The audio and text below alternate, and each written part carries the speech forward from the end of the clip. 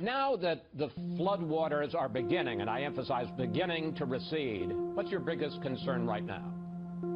Well, first, again, in that area just mentioned, we're concerned about rising water. We have rising water still in the Beaumont area and other parts of the state of Texas that we need to still be involved in the search and rescue process, but then the rebuilding process, and this is where the long haul begins. I was in Houston yesterday with the president, and we could go from neighborhood to neighborhood to see how all these homes are digging out, pulling everything out of their house, sheetrock, flooring, etc. And now we get into the long process, and this is where we come to the part where Congress plays a role. The president has indicated that he's asking for more than $7 billion as a down payment on this. We need Congress to step up and pass that and help Texas rebuild. But I want you to know that Texans themselves, and in fact people across the country, are helping us do that through a fund that we have run by the state of Texas called rebuildtx.org. That's rebuildtx.org. Before we get to Congress, and that's certainly an important part of this equation, how toxic are the floodwaters that are still around? How serious is the pollution and perhaps toxic pollution from some of these chemical plants, and will that be a continuing health hazard, sir? Well, Chris, in any type of flood, and especially any type of hurricane-based flood, there are going to be issues about contaminated water. It could involve chemicals. It could involve waste. People need to be very cautious as they go through the rebuilding process, understanding that the water has been contaminated. Separate from that, you are talking about chemicals that could be from waste sites in the greater Houston area. The EPA is monitoring that. The EPA is going to get on top of that. We are working with the EPA to make sure that we contain any of these chemicals harming anybody in the greater Houston area or any other place. I take your point about the fact that Texans are going to help themselves. None of us are surprised by that. But I want to get your latest estimate on how much money you think that you're going to need from Washington, and what do you think of the president's initial request from Congress of $8 billion?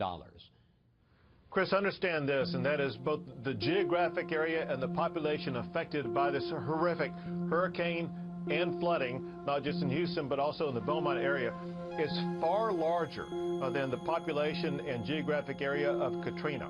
Katrina cost, if I recall, more than $120 billion. When you look at the number of homes and businesses affected by this, I think this will cost well over $120 billion, probably $150 to $180 billion. What the president has done now is make an initial request before the end of this funding cycle to get things up and running. That request, as I understand it, is over $7 billion. And I think Congress understands this is a down payment on something that will cost far more. Understanding again, this is far larger than Hurricane Sandy that I think was around $40 to $50 billion. And so we have a long road to hoe if we're going to rebuild the fourth largest city in the United States as well as the entire geographic region. A couple of questions about the president's trip yesterday. You were with him in the Houston area. One, I assume that you had that. You're too smart to not have pressed him on the amount of money that you're going to need. Did he have a sense, and did he make any commitment when we were talking about more than $100 billion? And secondly, take us behind the scenes. What struck you about his interaction with the people of Houston? Well, first, the president both did and has made a lot of specific commitments.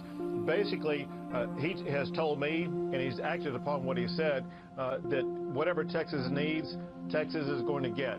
We've made several specific requests yesterday and before yesterday that the president has granted. As it concerns the larger funding, of course, that's going to be something that the president has to work with Congress on. Yesterday, I got to tell you that the president was warm and compassionate and caring. We made several stops first at one of the large relocation centers at Energy Center, which is right next to where the Houston Texans play, and he would work at a play area with young kids and would hold young kids and kiss them and hug them and support them. Second, we fed lunch to people who were evacuees at this location. And then third, we went to a church where volunteers were providing services to our fellow Texans. And I got to tell you, Chris, what our fellow Texans are doing, helping each other out, these are the real heroes of this whole process. And that process can be aided if people can go to rebuildtx.org and help out. Finally, Governor, I want to ask you about a related issue. The president is going to announce on Tuesday what he's going to do about the DACA program. Texas has the second most dreamers of any country, any state in the country, second only to California. I know you have, when you were Attorney General, opposed these Obama executive orders.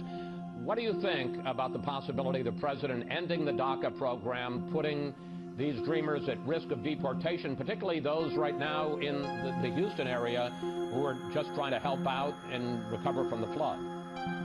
Well, Chris, we need to recognize that this is really a symptom of a larger problem that remains unresolved. We wouldn't have this whole issue about DACA if Congress would step up and pass immigration reform and do so in working with the president. We will continue to have challenges like this unless and until both the Congress and President step up and pass comprehensive immigration reform. Did you discuss DACA with the president yesterday? I know you had a lot.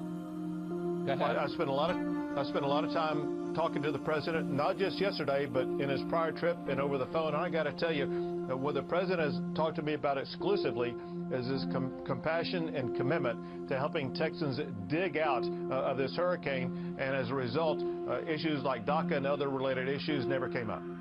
Governor Abbott, thank you again. This is the second time we've met like this. Thanks for your time, sir. We'll stay on top, we promise, of how folks in your state are doing in the days ahead. Please do. Thank you so much.